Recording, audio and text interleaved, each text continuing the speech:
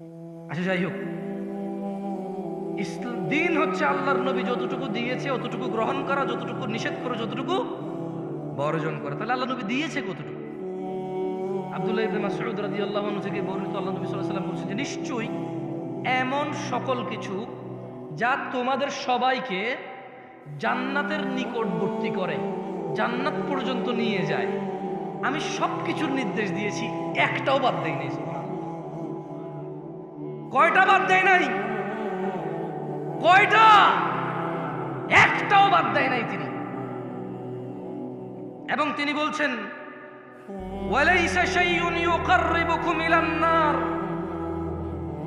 এবং এমন সকল কিছু যা তোমাদেরকে জাহান্নামে প্রবেশ করাবে, জাহান্নামের কাছে নেবে, ইল্লা ক্বাদ নাহাইতুকুম আনহু, প্রত্যেকটা জিনিসই আমি তোমাদের নিষেধ করেছি, একটাও ছেড়ে দেই নাই। সুবহানাল্লাহ। তাহলে যা আমাদের জাহান্নামে নিয়ে যাবে তিনি কি একটাও বাদ দিছে নিষেধ করা ছাড়া? যা আমাদের জান্নাতে নিয়ে যাবে তিনি কি একটাও বাদ দিছে আদেশ করা ছাড়া?